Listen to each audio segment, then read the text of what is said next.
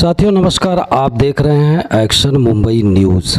महाराष्ट्र के पालघर ज़िले में एक दर्दनाक घटना हुई जिसमें आजमगढ़ के निवासी राकेश यादव जेसीबी सहित लगभग 70 फीट गहराई में चले गए और लगभग 1 महीना होने को आया। अभी तक न जेसीबी का पता लगा न राकेश यादव का पता लगा और उनका परिवार यहाँ पे डेरा जमाए हुए है कि जब तक इनकी डेड बॉडी नहीं मिलती है तब तक हम लोग यहाँ से नहीं जाएंगे।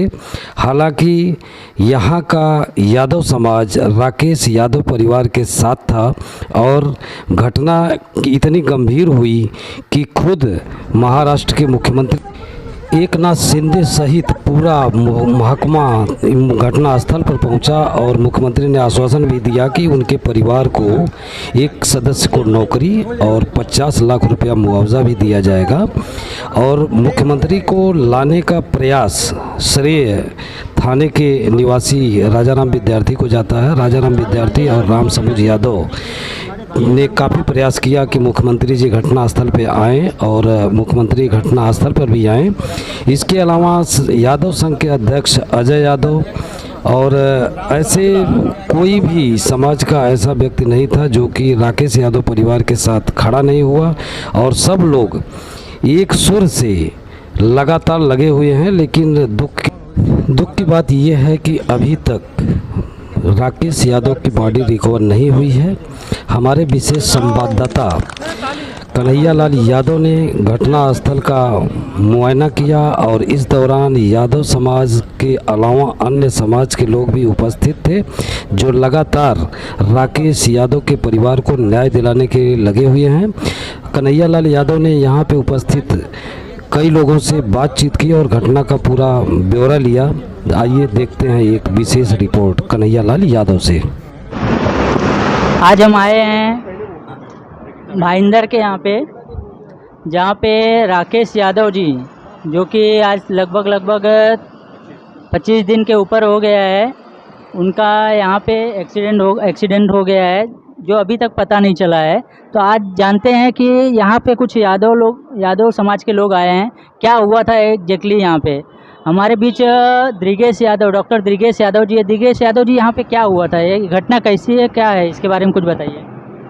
देखिए, ये घटना 29 मई की है। 29 मई के दिन जो है ये पोकलैंड ऑपरेटर राकेश यादव जो है सूर्या प्रकल्प का पानी जो है मीरा भाईंदर को पहुंचाना था, मीरा भाईंदर के लोगों के लिए जो है लाना था।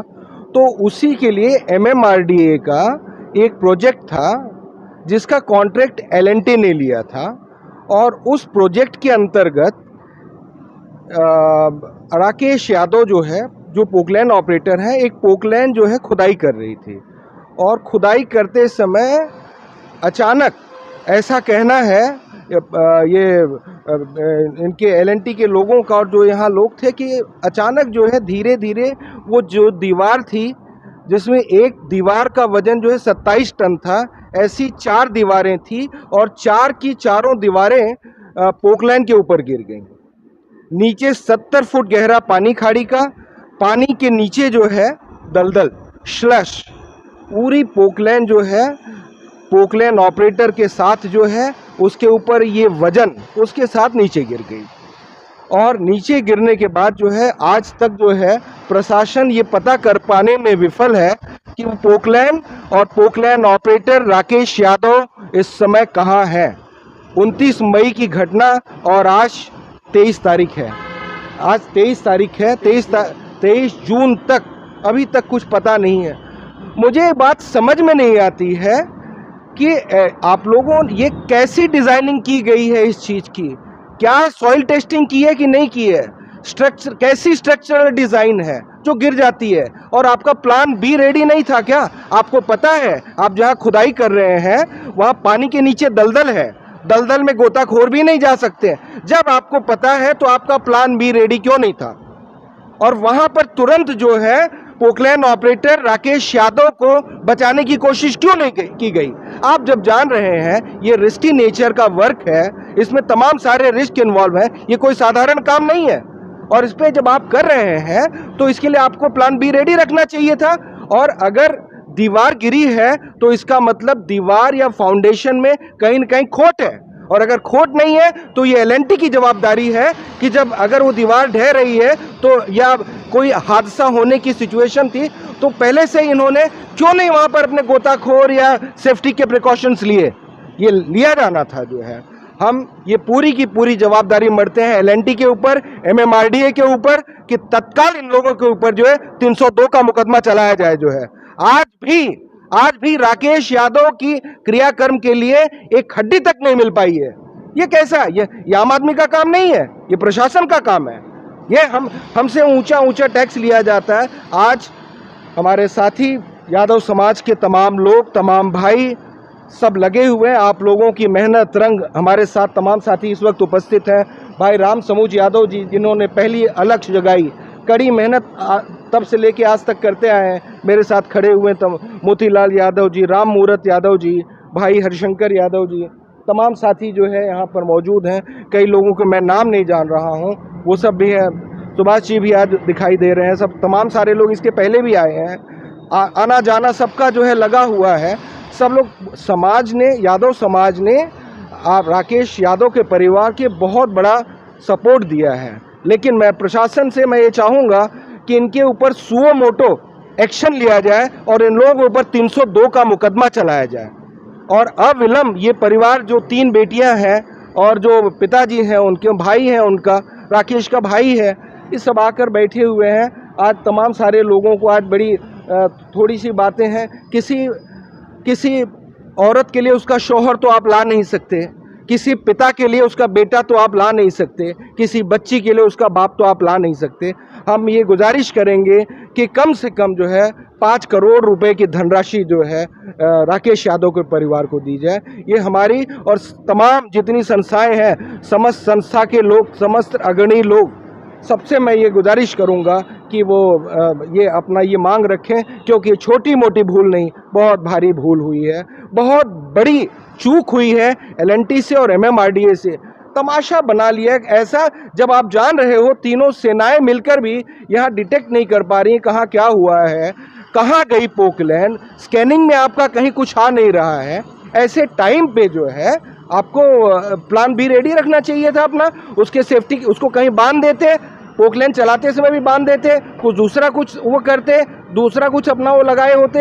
अब मैं तो एज ए इंजीनियर मैं तो इंजीनियर हूँ नहीं, ये आपकी जवाबदारी है, टेक्निकल पर्सन की जवाबदारी है। यहाँ पे बहुत बड़ी टेक्निकल भूल हुई है और सरकार से मैं गुजारिश करूँगा कि 50 लाख की अमाउंट कम है इस परिवार के लिए, पूरा 3 बच्चियां हैं, पूरा भरण पोषण हो पाए, इसके लिए और अधिक मदद की जाए, कम से कम 5 करोड़ रुपए इस परिवार को दिए जाएं। बहुत बहुत धन्यवाद। बहुत बहुत धन्यवाद। यहाँ पे जब ये घटना हुई उसके बाद यहाँ पे कुछ राम समुद्र जी यहाँ पे कौन कौन आए और क्या क्या सेवा यहाँ के जो पीड़ित परिवार है उनके लिए क्या क्या प्रोवाइड किया गया है? देखिए, घटना स्थल हुई जब हुई, जिस दिन हुआ 29 मई को, उस दिन के बाद एक दिन पेपर में आया, न्यूज़ चैनलों में आया, उसके बाद ये फिर बात दब गई। फिर सोशल मीडिया के हिसाब से उठा मुद्दा, तो धीरे धीरे फिर मुख्यमंत्री जी आए।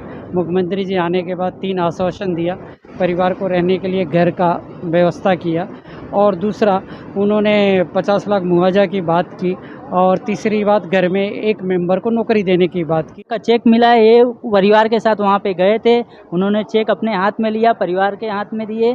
तो आज इस बारे में जानकारी चाहते हैं कि क्या क्या हुआ है और आगे किस तरह से प्रोसेस है यहाँ के लोग करेंगे। पहले तो मैं एक्शन मुंबई को बहुत बहुत धन्यवाद देता हूँ, जो ऐसे मुद्दों को बड़े गंभीरता से उठाते हैं और जिनके माध्यम से पूरी दुनिया में प्रचार प्रसार होता है, लोग जुड़ते हैं। बहुत बहुत धन्यवाद एक्शन मुंबई का। राकेश यादव जी, आप सभी लोग जानते हैं कि 29 तारीख को पोकलैंड लेकर के डायरेक्ट सीधा अंदर चले गए, करीब मेरे ख्याल से 70-65 फीट अंदर नीचे दब गए हैं और आज तक दबे हैं। ये है कि सारी चीज़ें, समाज सारा एकत्रित हुआ, सारे लोग आए, सारी चीज़ें बढ़ी, सब कुछ हुआ। आदरणीय हमारे लाडले मुख्यमंत्री एकनाथ शिंदे जी आए, उन्होंने अपनी तरफ से घोषित किए थे कि भाई 50 लाख रुपया और एक जॉब मिलेगा, तो वो उन्होंने किया कि भाई 35 लाख रुपए का आज अपने निवास, जो थाने का उनका निवास स्थान है, वहाँ पर से श्रीमती सुशीला यादव, जो राकेश यादव की धर्मपत्नी है, उनके हाथ सुपुर्द किए हैं। और उनके भाई साहब जो एक हैं दुर्गेश यादव को LNT में जॉब ये ऑफ़र किए। हमारा प्रश्न ये है कि क्या कीमत इतनी है? दूसरी बात ये है कि क्या वो बॉडी रिकवर होगी? बॉडी कब मिलेगी? दूसरी बात, जब मुख्यमंत्री जी जब से आए तब से काम एकदम स्लो हो गया है। वो कह के गए थे, हाँ, वो टोटल काम बंद हो गया है।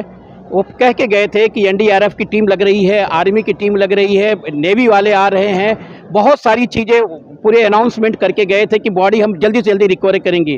क्या हमारा देश, हमारा भारत देश, क्या हमारे यहाँ के इतने विशेषज्ञ लोग होने के बावजूद भी एक बॉडी नहीं निकाल पा रहे हैं? लोग समुंदर में गोताखोर कहाँ से निकाल ले रहे हैं। तो क्या ये 65-70 फुट के अंदर के नीचे से हम उस बॉडी नहीं निकाल देते हैं? आज उनकी धर्मपत्नी की देखिए कि रो कर पूरा बुरा हाल है। उनके बच्चे आज करीब 1 महीने से यहाँ डेरा डाले हुए हैं, डर के ठोकरें खा रहे हैं। तो कहने का मतलब ये है, रदे हुए हैं, वो मानता हूँ। ये तो मेरा ये काम नहीं हो रहा है। पहले मुख्यमंत्री थे, पहले 4 दिन काम बंद था, तो मुख्यमंत्री आने वाले थे तो काम चालू हुआ। फिर मुख्यमंत्री धोतना चाहिए थे, तब से ये ईटा ये मिट्टी वो रोज नितारे हैं, वो मेरे से देता मैं ये काम किया हूँ। तो तुम्हें काम नहीं है, हम रोज आते हैं, दिन भर बैठते हैं, जाते हैं। 50,000 नहीं, 1 लाख रुपया, 50,000 तो मुआवजा दे दिए, इसका मतलब आदमी नहीं निचारे दे। हमारा तो आदमी से मान है ना। बोलते नेवी वाला रजाया हो, ये रजाया हो, हमसे ये तो मिट्टी भी निचारते, बतावा कि मैं ये मिट्टी निचारा हूँ, तो उतना ही काम हो रहा है। ठीक है, उनकी पत्नी, आइए राकेश यादव जी की पत्नी से बात करते हैं कि क्या है, वो कुछ बोल सकते हैं। वैसे तो बोलने लायक नहीं है, फिर भी हम चाहते हैं कि अगर उनका कुछ सरकार से मांग है या उनके बच्चों के लिए कुछ डिमांड है तो वो बोलें। आप बोलिए। मैं यही बोल सकता हूँ कि हमें पैसा कौड़ी की कोई भूख नहीं है ना। हम पैसे के भूख में यहाँ पर 1 महीने से बैठे हैं। हमें अगर हड्डी हो तो हमें हड्डी चाहिए, किसी भी हाल में, किसी भी मशीनरी से। बस हमें यही चाहिए। 4 सितारा का सब चढ़कर पता लगा रहे हैं, समुद्र में सब काम करे। खाड़ी की व्यवस्था क्यों नहीं की गई? नहीं तो फिर क्यों काम कराया गया? उसका सपोर्ट नहीं था, उसकी व्यवस्था नहीं थी, तो ऐसा क्यों हत्या की गई हमारे साथ? इसका मतलब कि विरोधी हत्या की गई। क्या हम उस हत्या के दुआ है, भोगी हैं? हम क्या ऐसा गलत कर्म किए थे? कुछ के इंजीनियर नहीं पढ़ने से उसकी व्यवस्था नहीं की, जांच नहीं की। हमें आखिर हड्डी नहीं मिलेगी तो हम इन्हीं पे रहेंगे। जब तक साल लगेगा, हम साल तक उसकी हड्डी मांस नहीं मिलेगी, हम हड्डी लेकर अपने जुड़ कर हम संतुष्टि करेंगे। लेकिन हम जब तक हड्डी नहीं लगे तब तक यहाँ से हिलेंगे नहीं। हम कचरा पीनेंगे, कैसे भी पेट जिलाएंगे, कोई नहीं भागी होगा, मगर हम कचरा पीन कर जी कर नहीं, भूखे मरेंगे, लेकिन बेहड्डी लिए यहाँ से नहीं हटेंगे। हमारी आखिरी पर हमें हड्डी से प्रेम था। यहाँ पे आप लोग देख रहे हैं कि राकेश यादव जी की पत्नी का भी यही मांग है कि वो किसी तरह से भी राकेश यादव जी को निकाला जाए। अगर राकेश यादव जी को नहीं निकाला गया है, उनके बॉडी को नहीं रिकवर किया गया, तो यहाँ से हटेंगी नहीं, चाहे उनके लिए सालों साल लग जाए। तो लोगों का भी यही मानना है कि भाई अगर सरकार अगर जाग रही है तो कम से कम उनकी बॉडी को निकालने के लिए, यहाँ के लोगों का कहना है कि जब से मुख्यमंत्री जी यहाँ से आके गए हैं, यहाँ पे काम एकदम ठप पड़ा हुआ है। मशीनरी बस दिखाने के लिए खड़ी की गई है, यहाँ पे कोई काम नहीं कर रहा है। तो मैं भी सरकार से अनुरोध करूँगा कि कम से कम यहाँ पे आके काम चालू कराए। LNT से भी अनुरोध करूँगा कि उनकी बॉडी को रिकवर करने के लिए कुछ प्लान करें। यहाँ के कुछ स्थानीय लोग कुछ और कहना चाहते हैं तो बोलिए। मैं यादव समाज से ये आग्रह करता हूँ कि विगत 1 महीने से घटना हुई है और मुख्यमंत्री जी के आश्वासन पर उनको चेक भी मिला है, और जब से वो आए हैं, जिस दिन से उन्होंने आश्वासन दिया है, यहाँ काम पूरा बंद पड़ा हुआ है। अगर उनकी बॉडी रिकवर नहीं होती है तो 1 जुलाई के बाद यादव समाज से मैं आग्रह करता हूँ कि एक बड़े आंदोलन की तरफ बढ़ें और इसको हम आंदोलन का रूप देना पड़ेगा। मैं फिर से प्रशासन को बड़ी कार्रवाई के लिए मैं चाहता हूँ कि बड़ी कार्रवाई कर उनकी बॉडी को रिकवर किया जाए। अगर ऐसा नहीं होता है तो 1 जुलाई के बाद यादव समाज जुड़ेगा, बढ़ रहा है। धन्यवाद। दुर्गेश यादव जी, आप परिवार के लिए क्या बोलना चाहेंगे? देखिए, परिवार ने अपना सर्वस्व खो दिया है। आज ये स्थिति है कि LNT जो है, LNT को बचाया जा रहा है, जबकि क्या सुरक्षा है? मैं अनुरोध करूंगा कि MMRDA को और इनको जो है ये किया जाए, और अगर भविष्य में ये आपका ब्रिज भी बनता है तो इस ब्रिज को भी नाम जो है राकेश यादव का नाम दिया जाए, जो है इस ब्रिज को भी। बहुत बहुत धन्यवाद। राम नरेश यादव जी, आप क्या कहना चाहेंगे? हम यादव समाज की तरफ से ये अवगत कराना चाहते हैं कि हमें अभी भी आशा है कि राकेश हमारा जिंदा है, वो बाहर आएगा। ऐसे बहुत इतिहास देखने को मिले हैं। योगेंद्र यादव भी जो है कारगिल युद्ध में इसी परिस्थितियों से जो है निकल के आए थे। और आज 25वां दिन है, जैसा कभी मोतीलाल भाई ने कहा। मैं बता रहा हूं कि याचना नहीं अब रण होगा, अब नहीं तो कब होगा। हमारा यादव समाज यहाँ से राकेश यादव को जब तक वापस नहीं लेके जाएगा अपना कदम पीछे नहीं खींचेगा। जिंदगी में पैसा सब कुछ नहीं है, परंतु बहुत कुछ है।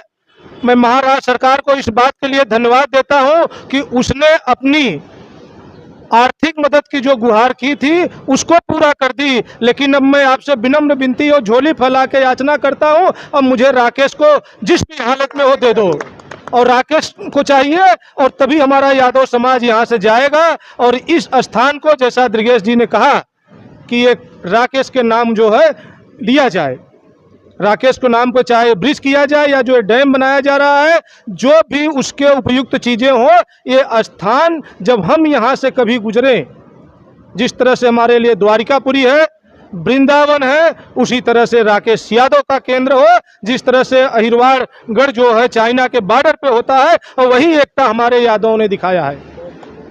इसी के साथ मैं सभी को धन्यवाद देता हूं और महाराष्ट्र के मुख्यमंत्री जी से विनम्र निवेदन करता हूं कि आप एक बार पुनः जिस तरह से अपने एक वचन को निभाया, उसी तरह से दूसरे वचन को निभा दीजिए। हमें राकेश यादव को वापस लौटा दीजिए। जैसा कि आप देख रहे हैं कि यहाँ के जितने भी लोग हैं, सबकी एक ही मांग है कि राकेश यादव को वापस लाया जाए, उनकी बॉडी को वापस लिया जाए। तो मैं भी सरकार से ये अनुरोध करूँगा कि उनकी बॉडी को वापस लेके आए। और यहाँ पे जो भी हैं, ठीक है, तो लालमन यादव जी से अनुरोध करूँगा कि वे 2 शब्द बोले। लालमन यादव जी। बड़े दुख के साथ कहना पड़ रहा है कि हम लोग पहली बार आए थे, और नाय गांव के जो सीनियर इंस्पेक्टर थे, NDRF के लोग थे, MRDF के लोग थे, और LNT के लोग थे। इस होटल में मीटिंग हुई थी, तो उन्होंने बोला था कि 2 दिन के अंदर हम निकालेंगे राकेश जी को।